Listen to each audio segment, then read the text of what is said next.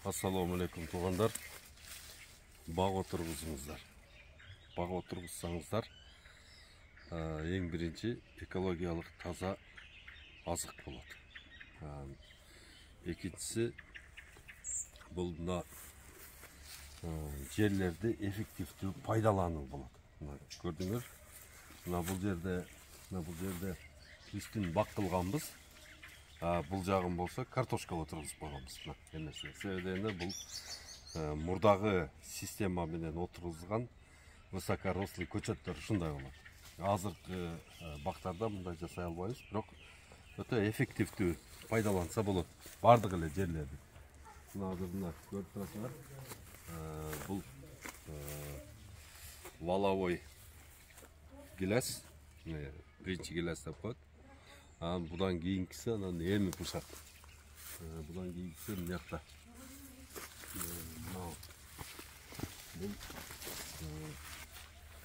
Бул валовой 2. Бул экинчи болуп бушат. Аны валовой 3 деп коет. 3 түрү бар да. Бак отургузгула турган. Биздин Кыргызстандын өнүгүү стратегиясы бул багбанчылык. Мына ушундай көчөттөн 1 гектарга 660 штук батат. Бұл күчүнө кирелек. Бұл күчүнө киргенден кийин ар бири бизге эң эле аз дегенде 40 килограммдан гилес берет. 1 гектардан 25 тонна ушу сатыла турган гилес болот. 100 эле сомдон сатканда 2,5 миллион сом акча болот. Мындай жерден 1 гектардан азыр арпа сеп адан эми ашып кетсе бир 30 миң киреше алып атат. 30 миң каякта, 2,5 миллион каякта. Ошон үчүн бардыгыңыздарды айтамын, жерлериңерди бак отургузгула. Мына гилес, мына ош менен баткен тереп, мына бадам, мисте, гилес. Шавдалыга акцент койгула.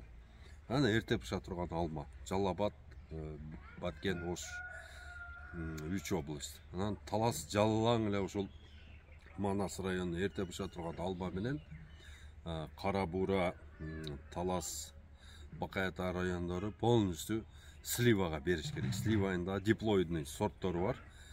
Базарда аябай ценный сорт. Ошого бергиле. Анан Ысык көлдүн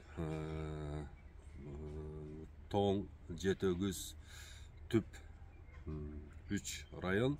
Анан Нарындын бардык райондору, анан Чаткал району, Алайку, Алабук, Чоң Алай райондору жалаң ягодныйга бергиле. Жерлериңерде.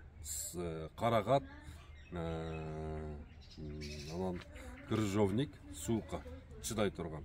И малинанын баягындай эрте быша турган сортторуна бериңиздер.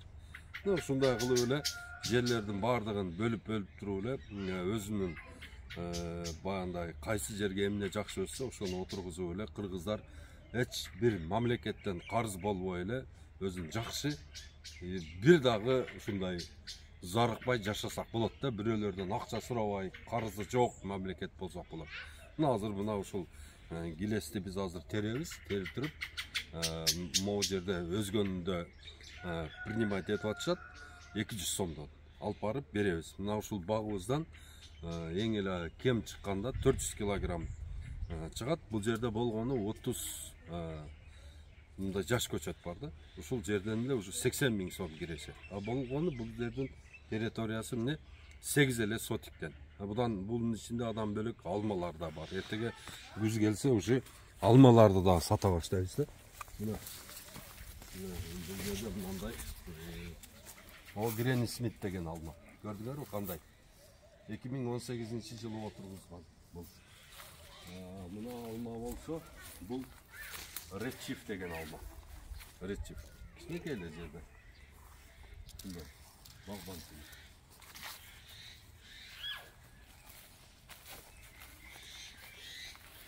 Mına almalar görgüle.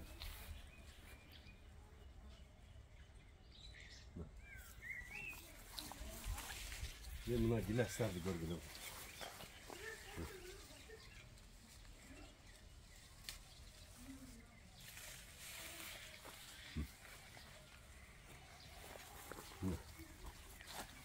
Qanday son ne? Mına slivanı görgüle. Men şu slivanı курчаптыктардын бардыгына сунуштайт эле мына ушундай Анжелино деген слива бар.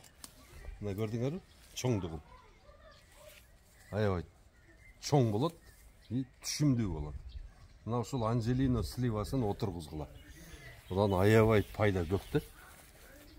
Мына туугандар, баг отургузайлы. Биздин Кыргызстандын өнүгүү стратегиясы бул багбанчылык. Баг отургузуп, Кыргызстандын бардык жерлерин биз бак кылышыбыз керек. Мына адан сырткары мына азыркы бизде суу аз чыккан кайракы жерлер бар, ошого мындай вишня отургуз керек. Шу вишнянын килограммы дагы 200 сомдон кетет. Муну варенье жасаган, ушундай варенье бышырган фирмалар ушуну аябай издеп, бизден таппай Өзбекстандан алып келип атышат да. Мына көрүңүздөр. Ушундай. Ар бир кыргыздын өзүнүн бакчасы болуш керек деп ушуну айтам да мен көп.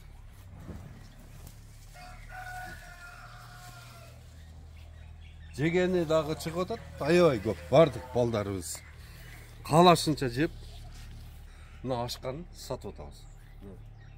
Ушул багбанчылык мына башка бир мамлекетте эмес бул.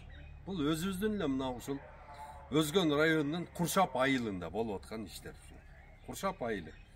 Бул деген кадамжай эмес, бул деген биз суктанган Баткендин бир жери эмес, бул Нокат эмес, болгону Куршап. Куршап айылында дагы ушундай илестерди өстүрүп акча кылса болот. Жалпы Кыргызстан мамлекети багбанчылыкка өтүшүбүз керек да. Жалпы Кыргызстан. Ушул бизде азыр иштегени жарамдуу 3 миллион гектар жерибиз бар. Ошо 3 миллион гектар жердин бардыгын бак кылышыбыз керек туугандарым. Ассаламу алейкум.